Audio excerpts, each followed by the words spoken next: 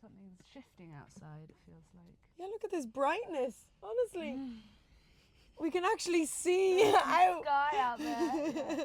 It's been a very crazy windy night. Wow.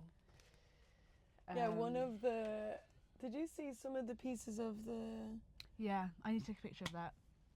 I need to take a picture of that. Send it to the Note right to person. self. Yeah, someone said so the day before the initiation began, remember we had the crazy winds, and this door actually got fully blown off. Not even off its hinges, the door got swept off and the hinge like remained. It was like cracked off, and this was our bus, so then we did not sleep in the bus that night. You did not sleep. No. Oh my goodness. And then someone was talking about the wind akin to dragons flying around. So now whenever the winds are super intense and we're in these buses and the buses are getting like and like swept, then I think this is that's better. me not a tech head at all, but I think that's where the that is where the sound speaker is. receptor thing. But maybe a bit away is good. I don't know. Like maybe because it feels intuitive to actually clip it like this. Yeah. So I guess like this, or like it would be like this, no? Because if it's direct, maybe it can be too loud. Do you want to check it, or we keep going? I think we're all right. Yeah. People will hear us. Yes. Anyway, the dragons swooping and shaking the buses. You can really feel like the mightiness of their wings, and you chose the dragon cards. I did. I saw them in the press, and I thought, do you know what? Let's go with them. Okay. It does pick.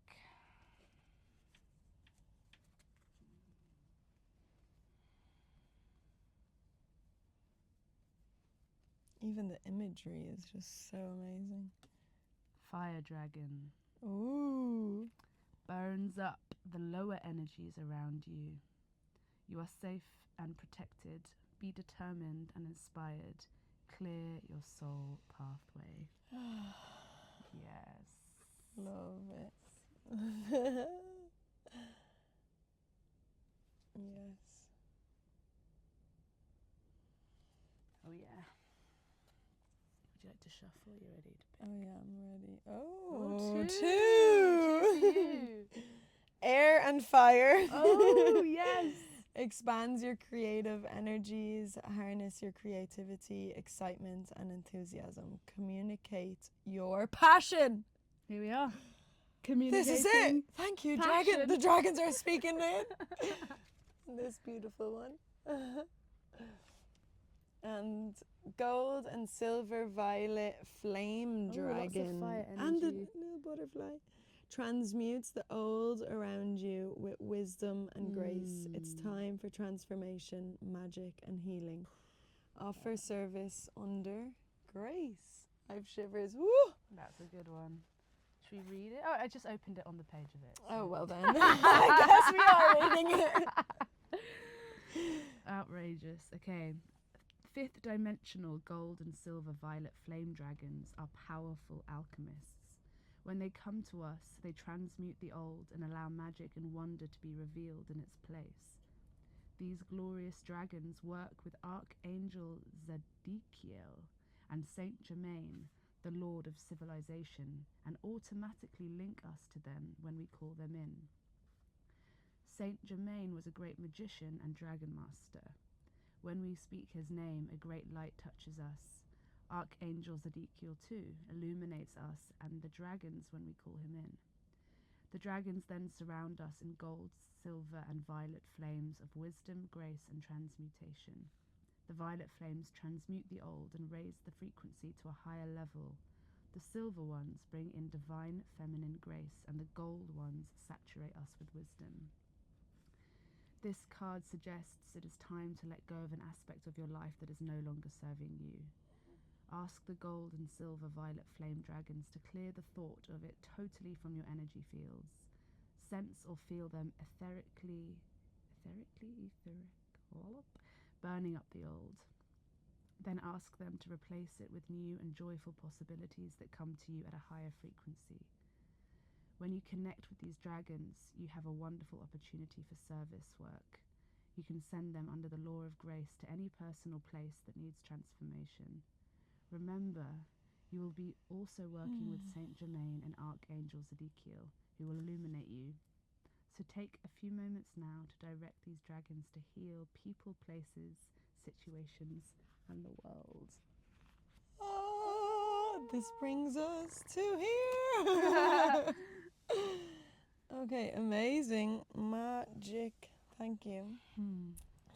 So, darlings, this week, this month, this day, I have amazing India Rose with me here, and we are in Iceland in a upcycled bus where I've been here for 10 days, but India Rose for 5 weeks. 5 weeks, which may feel like 5 years. 500 years. In the December darkness, and really, embracing the landscape.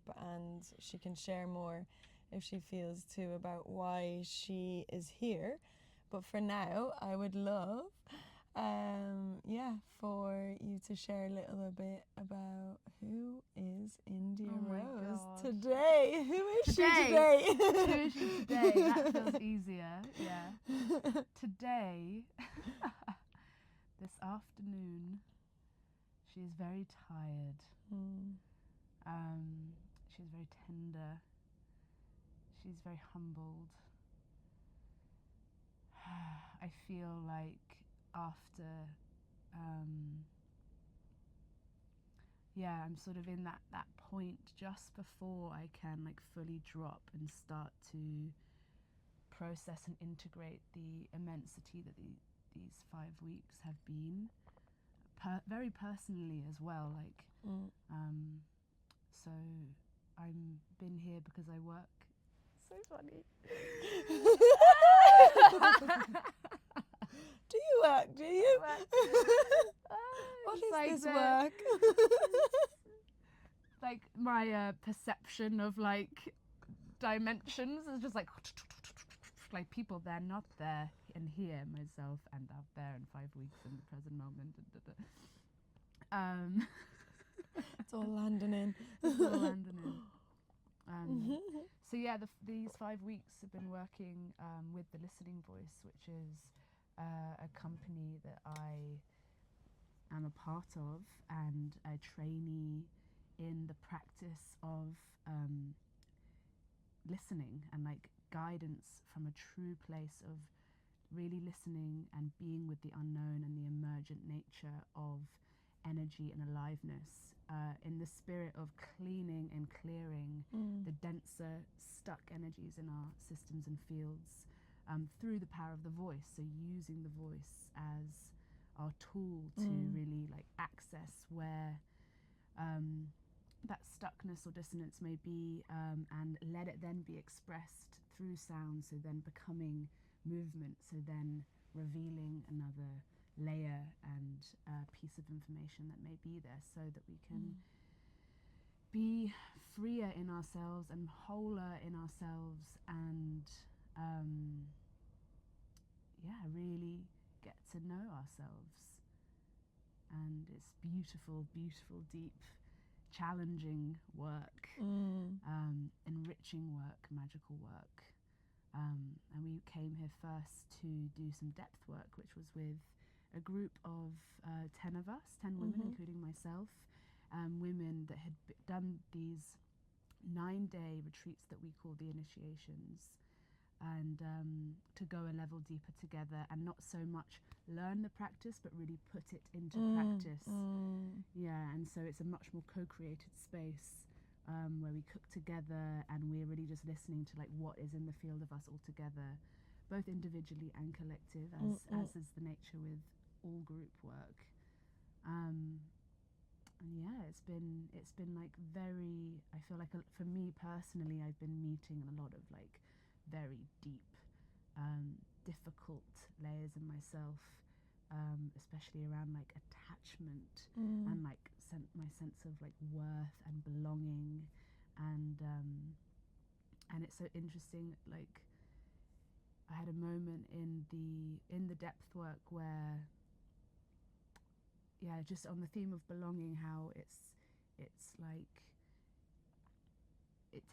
it not only takes like others and like the reflection of others and the acceptance of others and the like feeling of being a part of something to engender that like deep belonging, but also like, do you choose yourself? And that's what I came to. I was kind of working with this like difficulty in myself around not being chosen, like something deep, a deep belief or a deep pain around not being chosen, which I feel goes beyond just me. Like I feel my father in that. I feel the lineage of like my Jewish ancestors in that. Like, and it sort of resulted in actually, but like, do I choose myself first?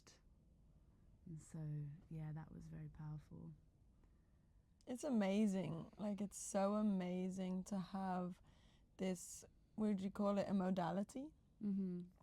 This practice, this gift of actually listening, you know, like in the worlds that we live in, you know. It's just like life can be so quick, and it's all this like, you know, generally it's very much this doing and totally overriding what is actually inside. Like there's so much information in this whole body, you know, and even pain, like physical pain in the knee, that's information. But yet, you know, the way has been, because now things are, you know, shifting, but it's like, oh, like you are kind of shaming the knee for being pain, you know, showing pain. But actually it's information, and every part of the body is, you know,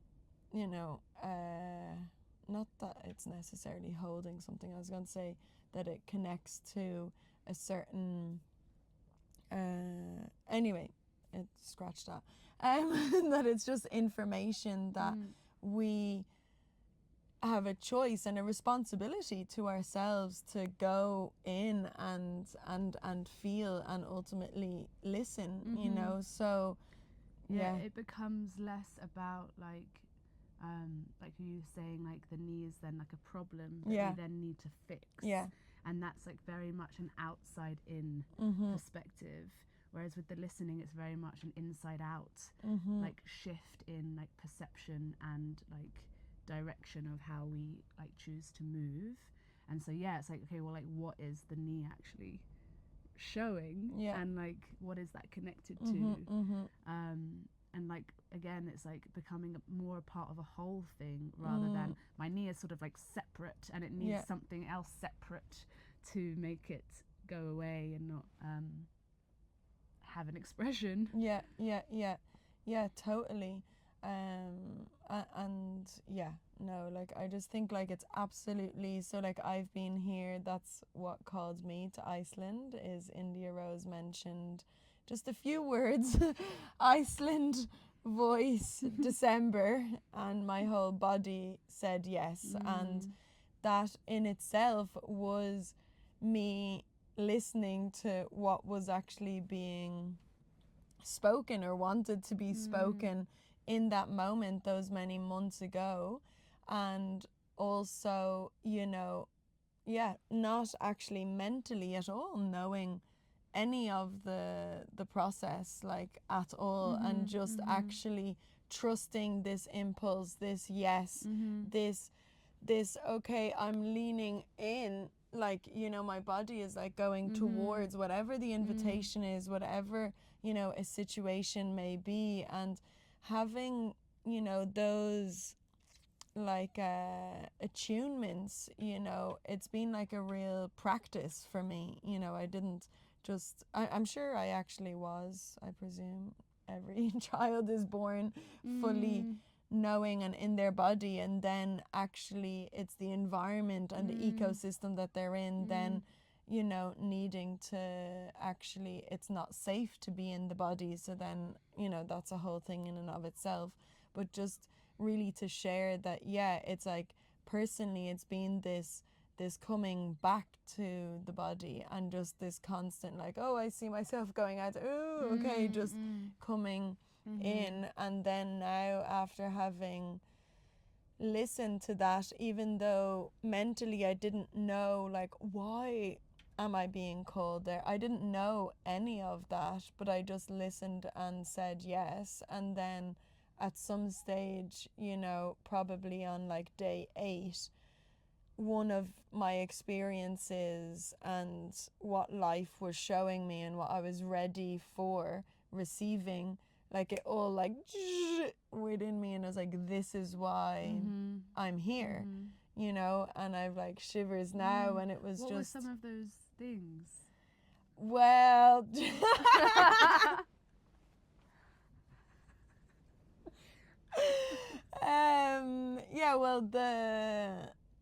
you know, we're going straight in there. I was like, I'm just gonna dance around that one. Know the actual essence, the core. What is it? Why are you here?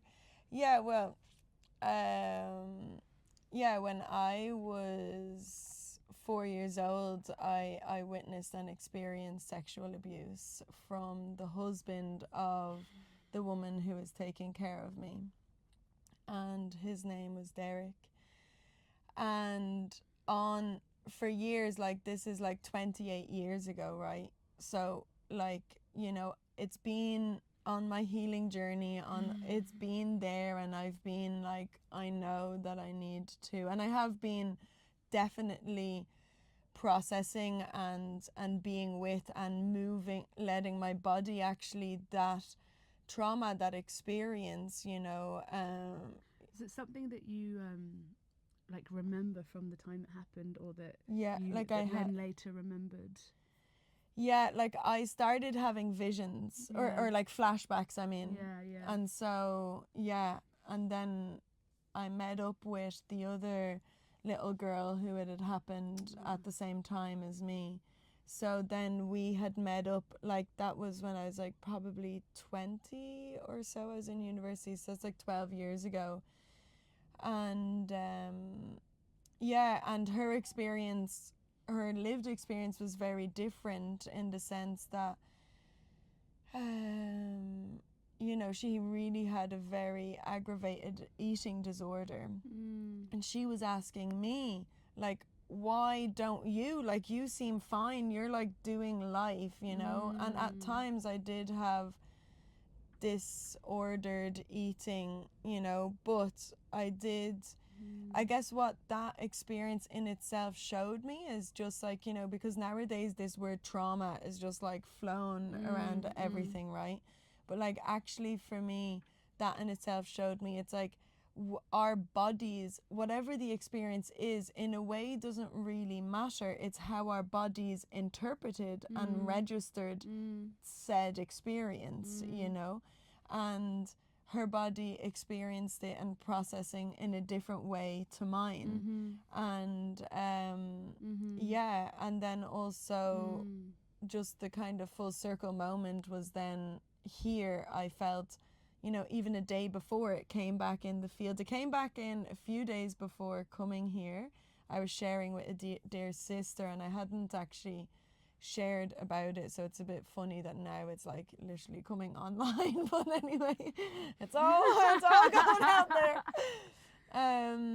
But it was like coming back into my field. And even a day before, let's just say on day 7, I was like, no, I'm not ready to forgive. I'm not there. And just honoring, like, it's okay, like holding myself that it's okay. I don't need to push myself through to heal a trauma, to whatever, to have a conclusion, and just be with it. And then the next day it just naturally arose within me. And then now it's really, like, honestly, I'm still a bit like needing to integrate it, but it's like as soon as that like conclusion within me came, and the expression that my body and my voice needed to have in one of the morning practices. It's like it just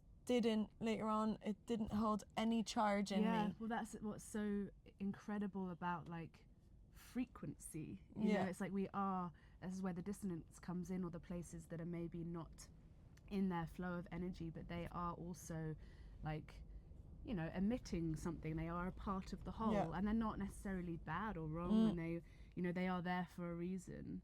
But as soon as they are freed up, then all this extra space is there, and energy is there, and like we're not in the shape we were in before, which was then we were navigating from in that particular way. And also, you know, that's going to impact how you experience the world and how the world experiences you.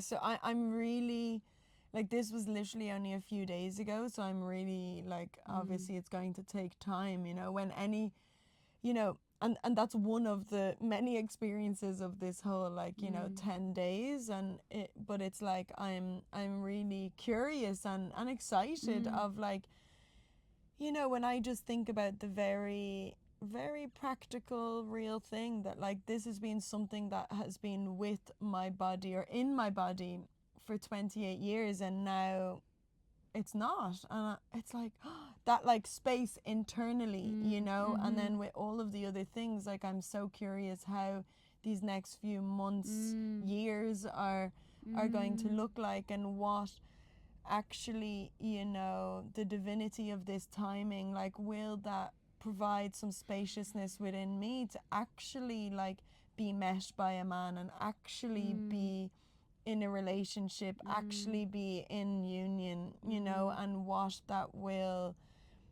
you know, I'm just really, like, curious, like, of all of it, you know. How are you going to experience the world now? Basically, exactly that. And that in itself, you know, like, that one experience for me was like, is worth, like, all of this, and is worth me listening to my yes, is, you know, like, all of it. I've, like, woo, shivers all over again. It's like, you know, yes, stepping into sometimes, the darkness or the unknown, or like, life anyway obviously is a mystery, right? But just a real wanting to really share how potent it is when, like, this is one experience of why and how it is actually just fucking amazing. And I'm so grateful that you are facilitating and part of this work, because you, as an open vessel, as a being that has been in this work for many years now, and in close relationship to Katya Barton, who has channeled this, the listening voice, and you can speak to that a bit more if you want. But I'm just really deeply so grateful for your holding, and for your witnessing, and for your knowing when the hands where they need to go, and just being with me and being with us, you know, like, we were was it like 12, 11? How many of us we were 12, and then we became 11. And men and women, and the it first was time men and women together, which was always, with the first time doing something, it's like the thing itself initiates you. I definitely feel that. Like, even the first official initiation we did here, which was also in Iceland, was like a huge sort of it's like the portal needs to be opened for the information to, like, start to really settle and land, and again, like, with many challenges, which always just make the work and the team more coherent in the long run.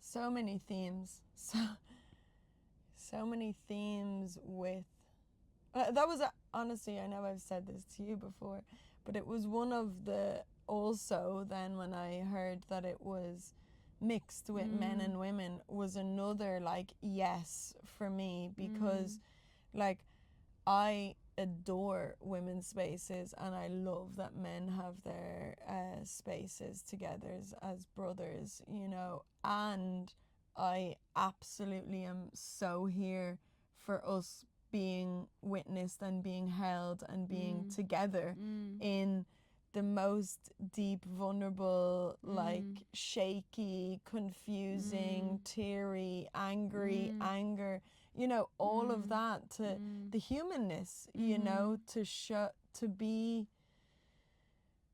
for myself, to just know, okay, I have this, you know, piece around, will I still be lovable if I express this and if I am this, you know, and then to have that be witnessed, you know, like women are my comfort zone, you know, and then men, I still feel very comfortable with them, but I notice so many of these little stories and things like filter in. For the men too, that was so interesting, especially in this work, which is so much about like listening and also, you know, expressing, but then it's not so much like an overt, like, is it okay if I do this?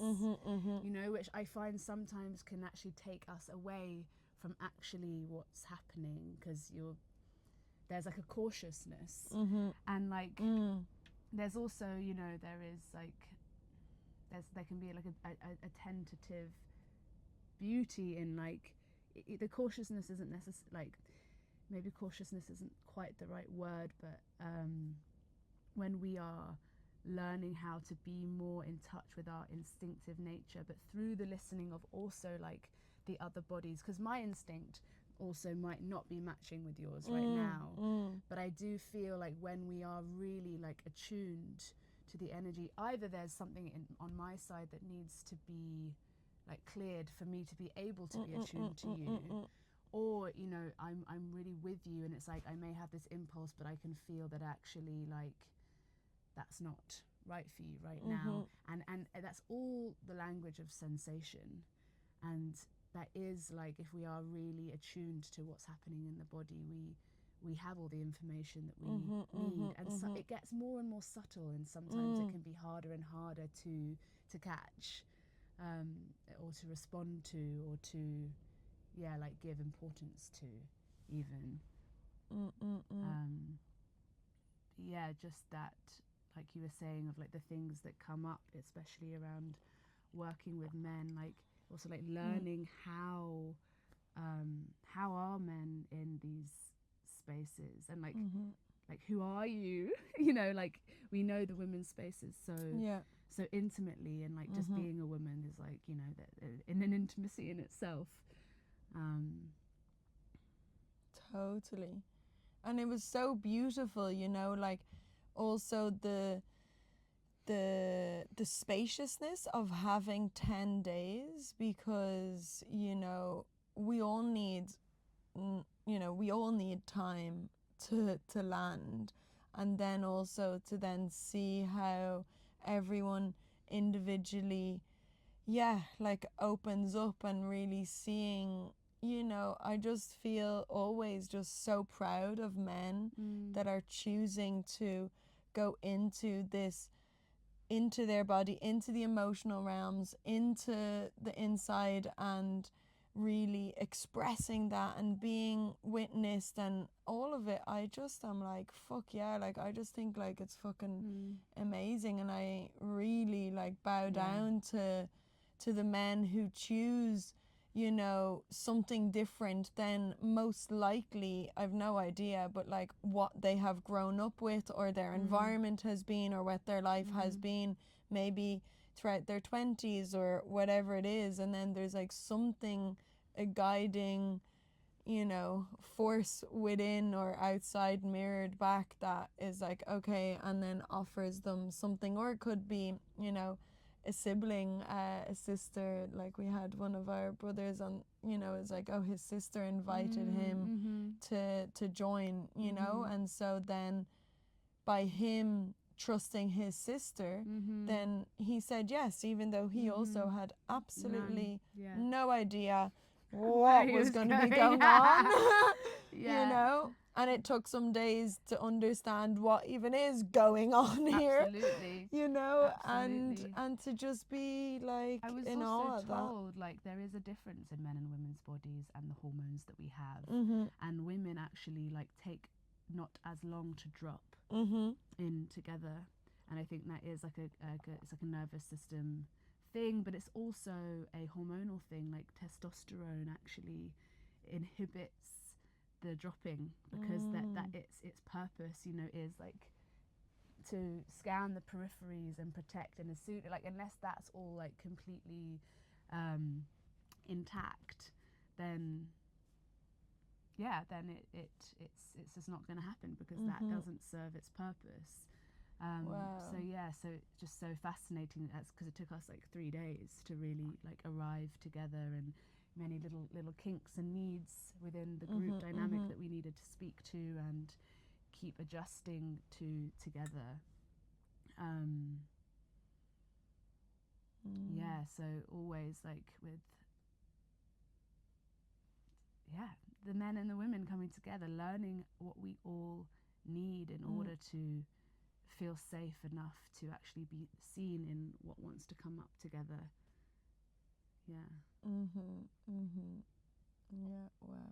And like the anger piece, like this like a man's rage being dangerous rather than enlivening, you know, through I mean it just brings me back to like, you know, for the suppression of the feminine by the masculine, you know, this like tale as old as time, which then engenders the suppression of the masculine by the feminine. Like that also happens, and then we end up in this cycle of kind of like distorting each other and not really honouring or allowing the fullness of the uniqueness of the individual expression of what it is to be a man or what it is to be a woman, and like the vast array of like the cocktail of what that can be in a person. But yeah, like we can't be trying to make it a certain way. Like it has to be allowed in the fullness of what it is.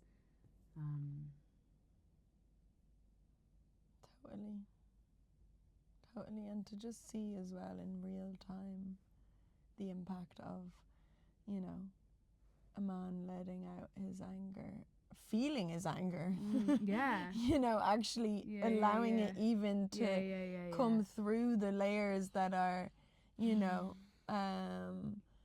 and it's just, it's once again this it's allowing space, you know, but we also do need spaces like these that allow the full human experience to be available to us, you know, because I feel very grateful because I have them in different shapes and forms. In the last few years, it's like what I'm more gravitated towards because I know that there is so much within me. Like creating those spaces as well, do you mean? Well, now, in a way, I suppose with like even like recently I started grief, like story circles. And that in itself, I suppose, is tending to allowing grief to even be part of the circle, be part of the conversation, you know, and to just acknowledge that, like, even because for me, like, grief has, my big grief journey has shown me how, you know, the reality that all of us have grief within us and all of us hold something, and sometimes it personally I jump towards judgment of this physical person, what they are showing me like right now, without kind of this like understanding or basically the reminder that like there is so much going on in their lives that could be impacting their current what they're presenting or what they're showing me, you know, as for me as well. But it's like with the grief, you know, I just find it just so like a whole world of its own, because it's like, you know, there is grief obviously with bereavement around death, but there's so much grief in the world of just like, okay, we were in a relationship, now we're not, and this whole life that I thought I was going to have, or this job, or this country, this place I was living, there's so much. And if, you know, what came through to me one day when I was in the depths of grief was like, when we tend to grief or grief will tend to us, you know. And it's like, when I was in the depths of my grief, it's like I had this kind of like I could just see other people's, this clarity of seeing other people's grief a lot more clearly, you know, than I ever had before. And the spectrum of the grief itself, like, because there are the, you know, there's like the like losing a parent, like that, these like ultimate griefs, and then like you were saying about like that sort of like the mini griefs that come from like things not being the way you expected, or I don't know, it could be so many subtleties in how we navigate change. Totally. And then just allowing, once again, this spaciousness and this inquiry, you know, like when we inquire within, it's like, oh, you know, because I might one day feel real like irritated at, you know, things are not happening, and then it's, I'm just feeling irritation, and it's like, okay, why? And it's like, oh yeah, of course, because, you know, this, you know, whatever it is, like maybe it's like a sort of little a build up, and also just sometimes I'm not even aware of like, oh yeah, of course, like, you know, a loved one's anniversary is coming up, and that has already been starting to come into my field, but I haven't like connected the two. And that's another body memory example. It's like when I had an abortion, like pretty much like I think that was like on the day the baby like would have been born, or even then the following year, on the days that it happened, like again just felt so off.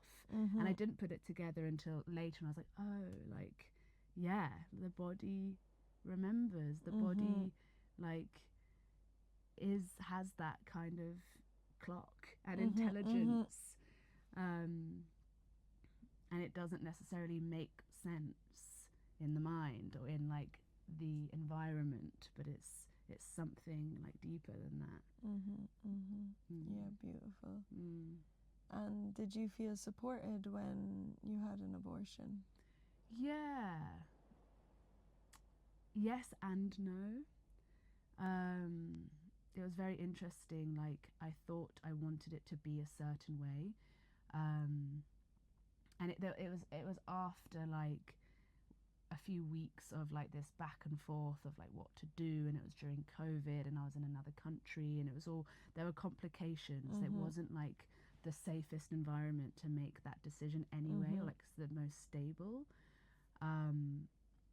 Anyway, and then like finally made the decision, and I, you know, had this I guess idea that like I wanted to like take the pill that like you take it home, and then you're kind of like with the process of like bleeding and like releasing the pregnancy. And I went to go and like do that, and I just like couldn't do it. Like I was like I was like sitting with the woman, she's like explaining everything to me, talking to me about like how it all works.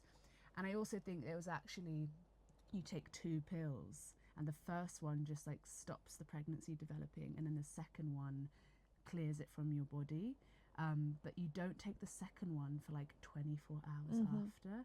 And I just like actually couldn't handle the idea that what was now life would suddenly, I'd be like holding death. I was like, I just can't do that. And so I left. I sobbed and I left. I just was like, I'm not doing it like that. And then I ended up going down the medical route, and I'm so glad I did, because I think actually generally it's so much safer. Like, I've heard really scary, horrible stories, and have had friends through taking the pill that it's just like really risky in many levels. And just the people were amazing, and like it was just like very quick. They were very kind. I woke up, I was in like a silk kimono. I was like, and I was still like kind of high on drugs, so I was like, I was like, yeah, this is great. And then after that, obviously, like the reality of what had just happened like came to me, and my partner at the time, like, he really did his best, but he couldn't fully hold me in what I needed. And yeah, so it was like some was there and some wasn't there. And what do you think that you did need? I think For those, I suppose, the reason I'm asking is, you know, so many women choose to have abortions, and, you know, if a woman was going through it, obviously this is your own personal experience, right? But is also to bring more information maybe around how the partner, if there is one, or those around could support, you know, and maybe things upon reflection, or if you could share. I think even just in the being able to be just met in like all the emotions I was in. I had a friend at the time who like had also had like these experiences, so she did understand, you know, and like that was really helpful, having people around who'd like been through that and like understand like actually the how kind of cosmic and like deep it is. Yeah, it's massive. But from like my male counterpart, yeah, I think he was also such a deep feeler, but had spent a lot of his time like not wanting to feel, and would like drink and smoke and like da. And so for him to be able to like really be in the grief with me, he couldn't also be in that. And I think that would have taken him to also have to face himself in many other ways, because I wonder if also as the man who would have been like making the space for me in a sense in order to do that, and which he didn't quite rise to, it would have been really fucking hard. He's now just had a baby actually like last week, which is amazing, and I'm so happy for him, because he is definitely destined to be a father. And so I really hope that this experience is going to also be like providing everything that he also needs in this chapter of his life. Speaking of men. Well, hello there, man. I have a habit of finding black cats around the world and transporting them to different countries. This is the second time Really? this has happened. It's not your first rodeo It's around not my with the first cats. Cat rodeo. So, oh my god, wow. So where was the previous cat encounter? The previous cat was so my first the project I was doing before the listening voice was called The Yellow Days, and it was another sort of very different, but also somehow like, you know, for humanity. Yeah. And it was like a festival. some more tea? Yes, please. It's a festival in Greece to connect different cultures with food, music, and art during the refugee crisis. And it was a festival that was like built by all of us. So we weren't just like, hey, we're putting on a festival for like you guys. It's like, no, like, come teach a workshop, come cook a meal, come, you know, from people from Greece, people from Syria, people from the Congo, like from all of the different like diaspora of people, like people who were in a refugee crisis in Greece at that time.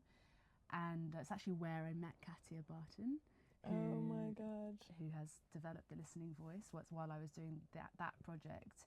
And the first one we did was on this small island called Leros. And I don't know, I was just like out one evening with some friends, and we were walking home, and this like tiny black kitten just started following me and my friend home, and it was just so unusual and cute. And also because like stray cats are usually like quite scared, but this cat was like, hey, what's up? And we had just met a very sad man in a bar, whose wife had just left him, and we'd been like spending time with him and like talking to him, and his name was Patrice, and so we named this cat Patrice after him. And yeah, and then we went back to our friend's house where we were staying, and we left the cat outside, and in the morning the kitten was still there, and so we were like, we're gonna have to adopt Patrice. And then the kitten was amazing, like would like sit on our shoulder, was like so engaged, was like coming around to the beach with us, was like coming around on the festival with us, just like completely became a part of the crew. And this is like one of those cats that is a bit like a dog. And this cat then I just recently have encountered, who I named Miko, which means little mischief. She was found just in the middle of a zebra crossing on another tiny island in Sicily, off the coast of Sicily, between Tunisia and Sicily.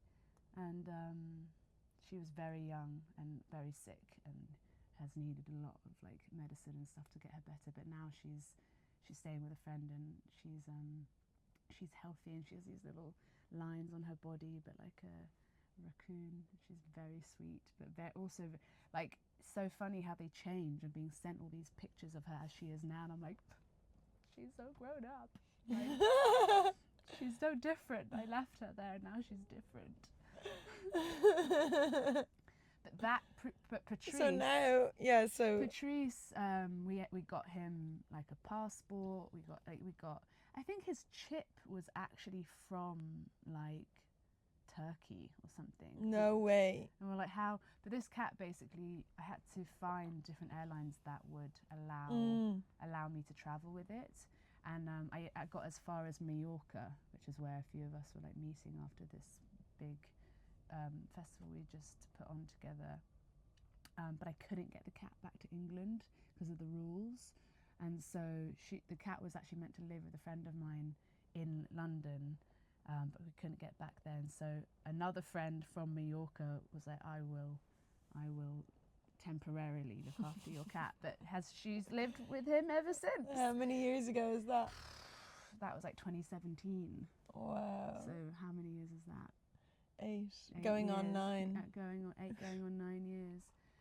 And cats live a long time. He is like a king, this cat. Yes. He is like a cat in a fucking amazing monastery. His fur is just like luscious. Like he has just totally scored. Yes. So yeah, he this found is his what way. I do is I actually my true bring calling. Bring it to my palace. Yeah. I'm looking for a black cat. Yeah, bring Miko to you. I need to come to Ireland anyway. Yeah. So maybe it's part of the journey. Absolutely.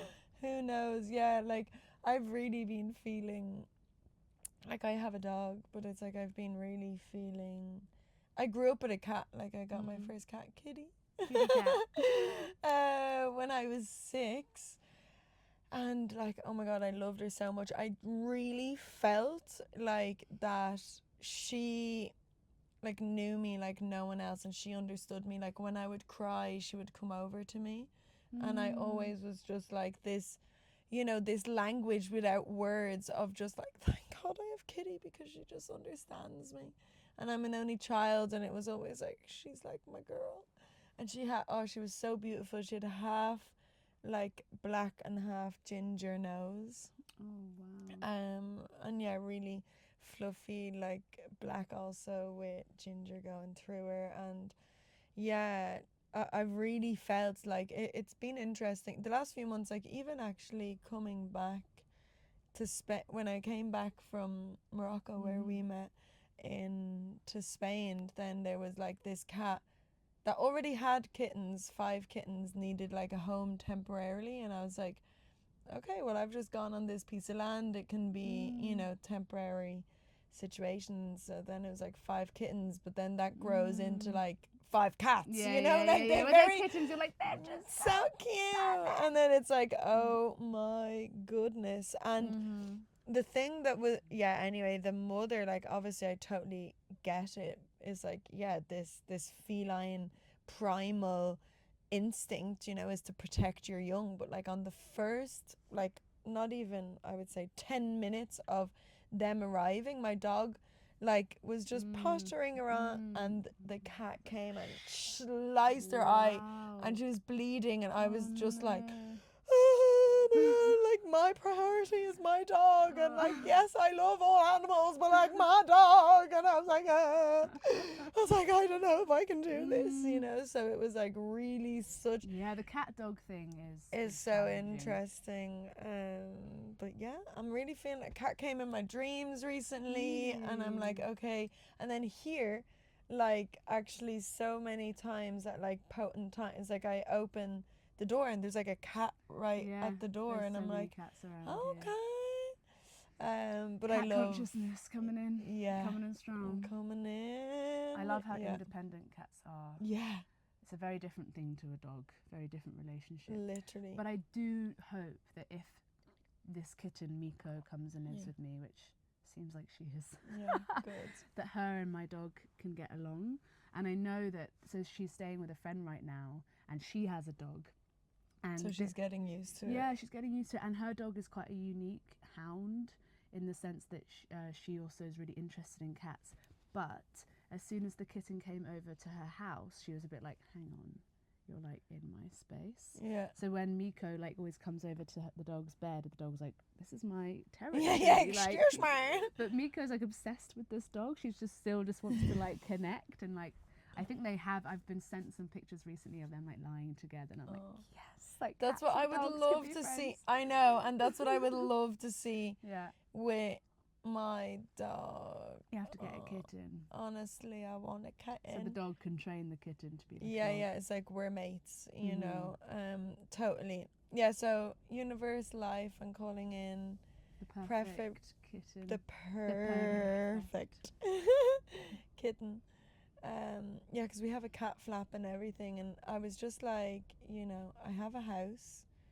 You can have I have a dog anyway, but it's like, you can have a cat. It's just totally different energy, and like I've been so in the dog world, which I adore, because she like gets me out on a walk and is like, you know. But then the cats, it's like all the cozy, and then purring on you, and it's like so healing for our bodies, you know, that the purring. Do you know the exact thing? Basically, maybe the frequency, I'm not gonna get it completely right, but maybe like the frequency of the purr, and then something within our bodies, it like literally matches up perfectly. Well, that is sort of how frequency works in a way, like, you know, when we're singing, when we're improvising all together, and you'll hear something and then you kind of want to start singing that. I think it's like a similar thing. You get drawn to like certain sounds and frequencies, and so if the cat's on you, like vibrating, you're sort of gonna like attune with the cat. Yeah. Oh yeah, the cats, the love for cats. And that is how we close with our love for cats. Meow. Meow meow meow. Meow meow. Yes, so thank you, sweet pea. I'm gonna give you a big hug. Yeah, getting me chatting. Getting me chatting. After all the holding you've been doing, for you to still give me and give us this time, I deeply appreciate you. Thank you. Thank you for having me. Yeah, feeling me on your show. Appreciate it. I can't wait to see how it grows and develops. It's very exciting. Yeah, it is. Okay, thank you. Thank you for everyone listening. So much love. Have a beautiful day. Meow.